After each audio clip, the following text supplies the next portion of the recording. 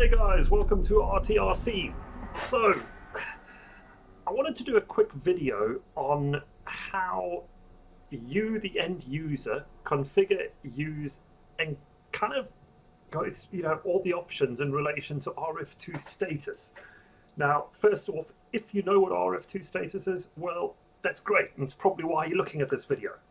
If you don't, well, quick summary, it's essentially RF2 status is Rotorflight 2 status for Ethos, and all it's about is a simple widget which you can install onto your radio, and it gives you all of the core information and kind of just simplifies a whole lot of the setup. That's really all it's about, and I wanted something like this, so I couldn't find anything, so I built it.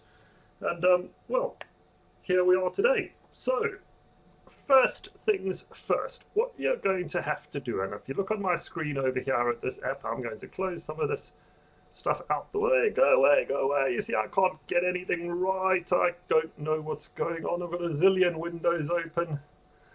It's all the important stuff. Where am I? So, there, RF2 status.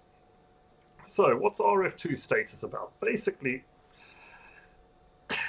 the first thing we're going to have to do is download a stable release. Now, one thing about GitHub, which everyone does, is they go along to the GitHub page at Rob Thompson RF2 status, and they go, oh, code, and then they download the zip. Well, there's a problem with doing that. So over here, on the right-hand side under releases, is what's stable. That means it's been tested, it's working, it's the item to download. However, what's sitting on this side, well, that's not so stable, and it can have changes that, just don't work, or just, we haven't kind of proven they worked. So, first things first, RF2 status, go to the releases page, and if you choose the latest release, we're there, and we can download the source code. There you go, boom, it's busy downloading. Unfortunately, it's quite large because of all the images and things, and there we go. I have opened up RF2 status. There it is. So, from here, you'll notice that we have a folder inside the zip file called RF2 status 3.2.3. We actually are not interested in that folder. That's the distribution and release name. We're interested in that folder there. So what I'm going to do is basically, first off, I'm going to pop that to the side, and we're going to plug in the radio I have down here into the USB. So let's do that. Boom, into the USB. As you can see, we're going to prompt on the radio, which is joystick, Ethos Suite, or serial. What I'm going to do is just go down to Ethos Suite. I'm using the keypad here because I don't want to mess up the focus on the camera. Ethos Suite. And what that's going to do for us is give us the extra drives over here. So, taking RF2 status over here, I'm going to right click on it and I'm going to choose copy. There you go, nice and easy. I then go down to my SD card. Now, this isn't necessarily going to be the J drive. It's going to be whatever your computer's decided it to be, but in my case it's the J drive. And you're going to look for the folder called scripts on the card. Now, typically, you're dealing with the same SD card that has your sort of model memories, it's all built into the radio, and it will pop up. You're going to have to look through them, but I can tell you what, it's not going to be that one which has bitmaps, fonts, and IA10. It's not that one. It's going to be the other one. So in there, you should have a folder called scripts. If you don't have a folder called scripts, create a folder called scripts. Then you go into that folder, and you're going to right-click, and you are going to choose paste. Now, in my case, this particular radio, I'm going to get a prompt when I paste this in, and it's going to tell me that it already exists. And the reason it exists is because I already have it on my radio. Now, for the rest of this video, I'm actually going to use the simulator in Windows to do this, because, take it from me, get those files into the correct folder on the SD card, and you're in the right place. And to very quickly jump back down to that, we're dealing with the scripts folder, and you're expecting to see an RF2 status folder in there, and inside there you would see main.lua, which is the main app, and a whole lot of assets. Now, from there we jump onto the widget. So, how does one go about installing the widget?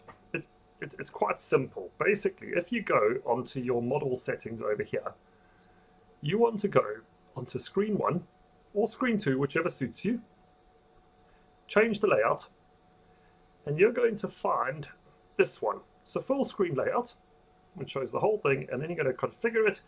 You know what you'll do is in the list, I've got lots of widgets and things, you're going to find Rotorflight flight status. There you go. That's it. You are installed. And the end result is you're going to see something that looks very similar to this. But the first thing that's going to hit you is going to go, oh, it's not working. It's not working. Well, there are reasons why it's not working. And the first things first, if you are an ELRS user, you need to do these commands within Rotorflight. And that means basically going to the Git page where you downloaded from, copy pasting those and pasting them into your Rotorflight terminal. What you're actually doing here, so currently as it stands, ELRS doesn't have the telemetry support that's required. There's just not enough sensors to use for the various functions Rotorflight uses. The end result, there's a number of reuse functions, and you can see we're basically saying set CRS flight mode reuse, so we're reusing the flight mode sensor, and we're sending the governor adjustment function in that space. And we're using the GPS altitude sensor, and we're sending the head speed, etc., etc. So that's essentially what we're doing. And likewise, if you are an FrSky user using a FrSky receiver, you have a similar set of commands, which is basically to ensure that you have enabled these sensors. Now, I would actually say just enable all the sensors if you're an FrSky user inside the Rotorflight config. There is actually a configuration, and if I bother to load this up, I'll actually show you this. Let's get into Rotorflight config, and under receivers, where is it? Where is it? Receiver. We have an enable telemetry. Tick all the boxes. It's quite simple. Tick them all, off you go. Now, I'm not using the radio for this purpose. I'm showing it on screen, so it's kind of the point is that you understand what it is you're trying to do. Now, what we have on here, there's a couple of things following installation and selection of the widget that you need to do. And one of those things is possibly you've got no sensors being shown at all. Or rather, they're coming up with zeros and everything. The most likely reason for that is because you need to go through to telemetry and do a discover new sensors. I'm in the simulator at the moment, so it's not actually going to find a single sensor at the moment. But you know, the point being, it's there, and that's what you do. You know, discover sensors. It will come up with a long list of sensors. After that, you're kind of good to go. But that's, or rather, you're good for nothing but the basics, because this is a complicated widget and can do a lot of things. So first and foremost, if you tap on the screen, we go to configure widget. The first thing you'll notice is you've got a drop down called triggers. What you actually want to do in this scenario is to configure your arm switch and your idle up switch as you have them set on Rotorflight.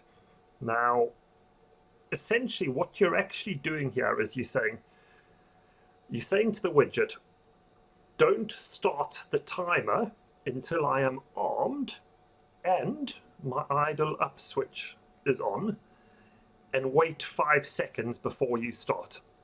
So the logic here is that you obviously have an arm switch as the pre-armed, and when you do toggle that arm switch, it's actually going to say to you, armed, which is quite important, so you now know that you're armed. And likewise, when you toggle the idle up switch, it knows what to do. But it will only start doing anything once this timer period has elapsed. And the logic to this is quite simple. It says, if you're going to record something like the minimum amperage draw, for example, so the minimum current that's being drawn, what is the point of recording zero? There's no point in recording zero.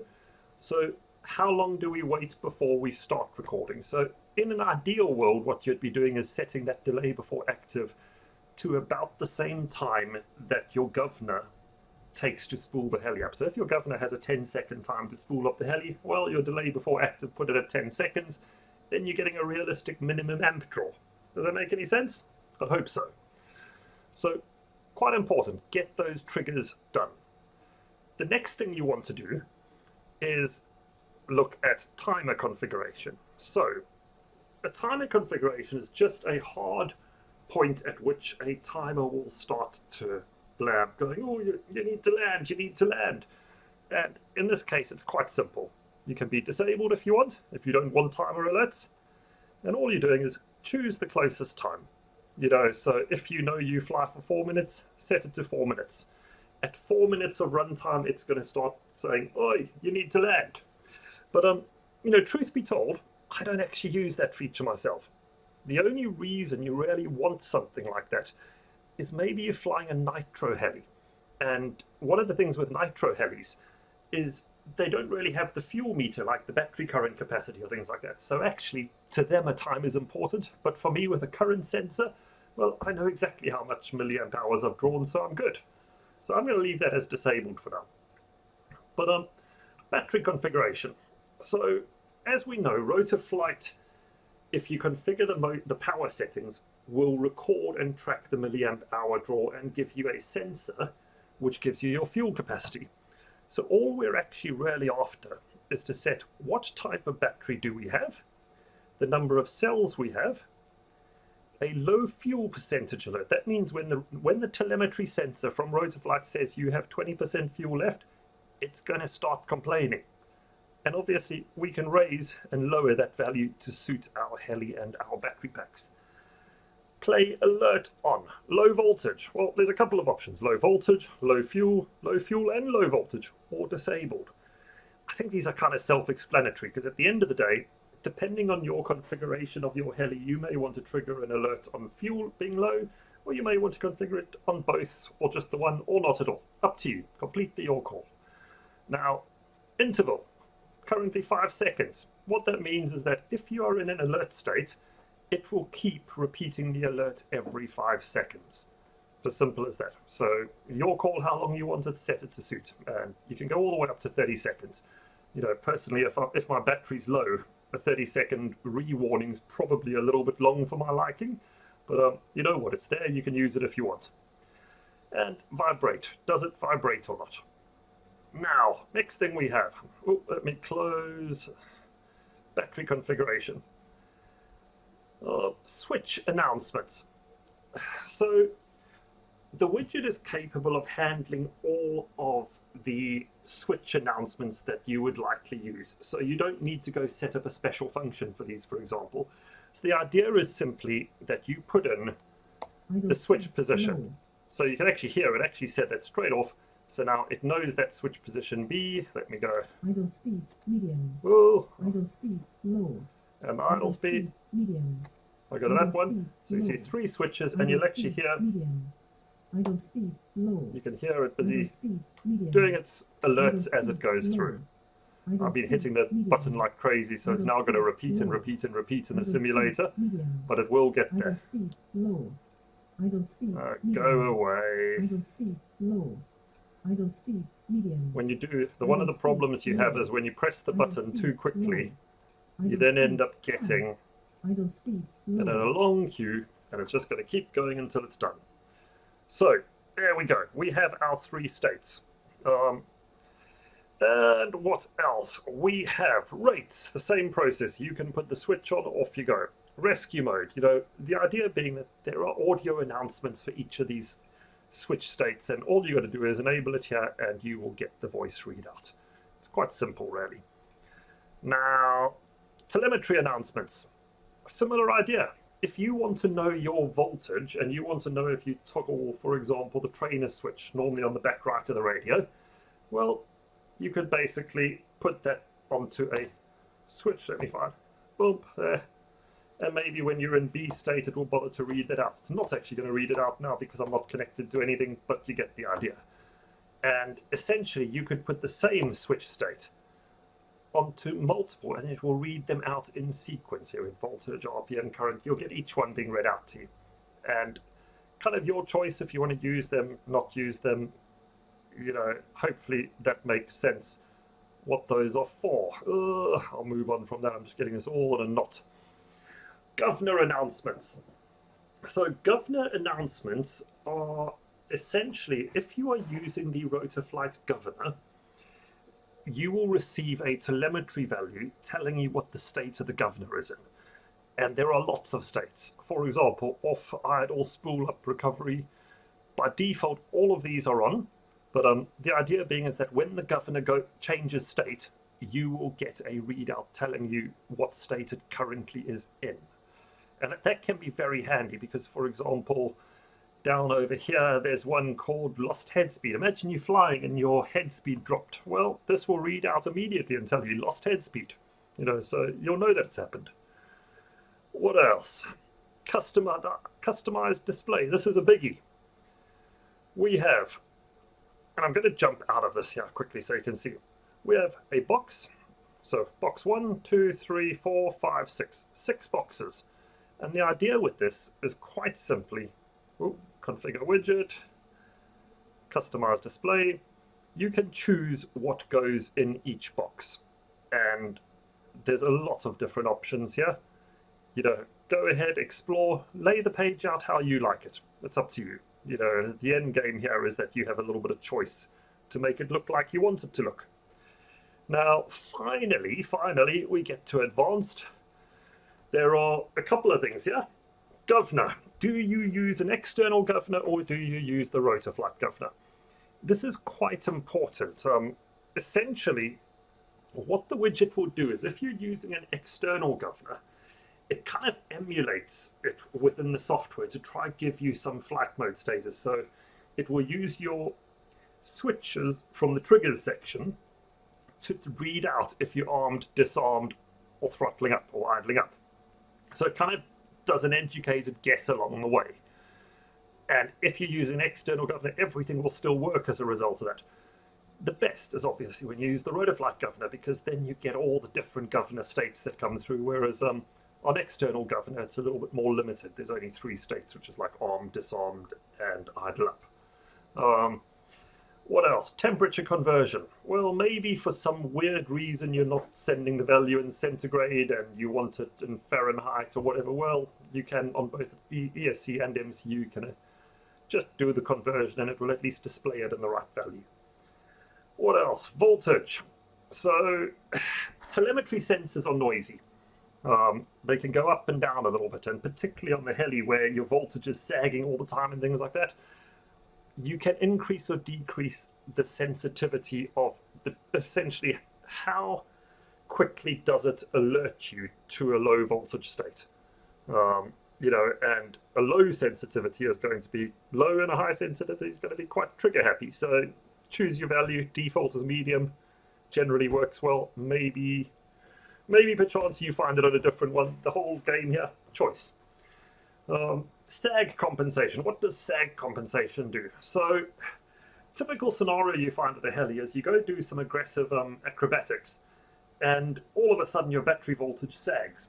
Now, I personally find it quite frustrating to get alerts every, just because I pulled hard on the collective to suddenly get a low voltage warning.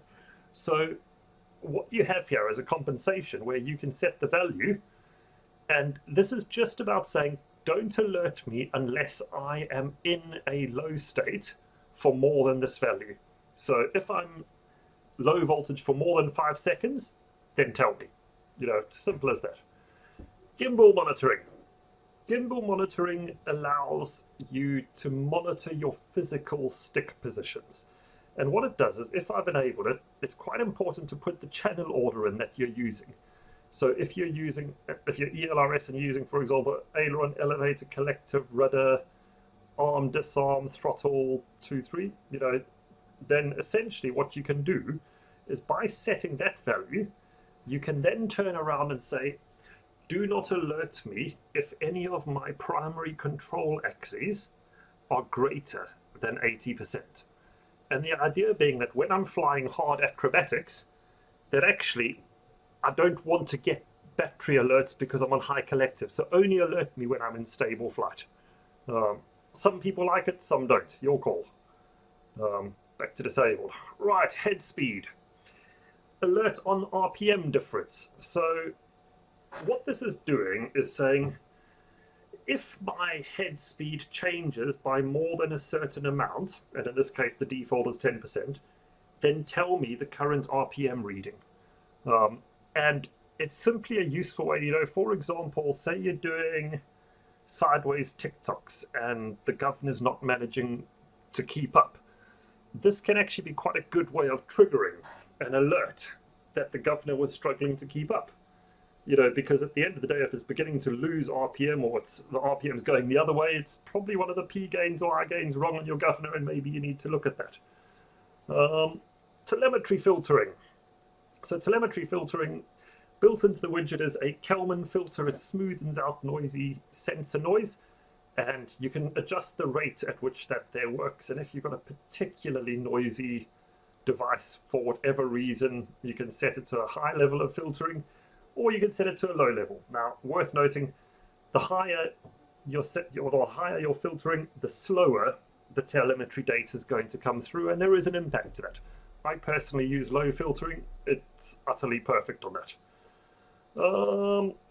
What else? We have an announcement interval. This is just a global value for announcements to occur. So if you had one of those switches, for example, we were up in telemetry announcements, and say we had that switch was permanently on, what that announcement interval is going to do is say, if I'm still in the on state, repeat the alert only after 30 seconds has gone past. Otherwise, you'll just get alert, alert, alert, alert, alert.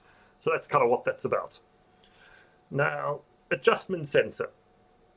You may or may not get this option on your radio. If you're running FrSky's F port, you will get it. If you're running ELRS, you will not get it. What it's doing is just basically enabling support for Rotorflight's adjustment sensor callouts and readings. And what happens is, if those sensors are present, then it can use that feature. And calculate fuel locally. That's a handy one. What happens if you didn't have a current sensor in your heli? Well, you can do a local calculation of it. And all that's doing is saying, I know how many cells you have in your battery pack, and I know the voltage of your battery pack. So the result is, I know what your high charge is and I know what your low charge is, so I can give a relatively good stab of an estimate of what your fuel capacity is. It's worth noting that that kind of estimate is only as good as the data going in, and if your data is dropping rapidly and going up, you'll notice your fuel goes up or down percentage-wise in relation. It does work and it's relatively okay, but only while you've got decent battery pack. If your batteries are sagging a lot, it's going to be a little bit misleading. Right, there we go. What else do we have? I think that's kind of Rotorflight flight status in a nutshell. Maybe that's a title for the video. Hopefully I've covered it all, and by all means post on the video if you do have any questions about this, or contact me on Facebook, whichever way suits. It's quite a lot to digest, but hopefully you kind of wrapped your head a little bit around what this is all about. So enjoy, guys. Cheers.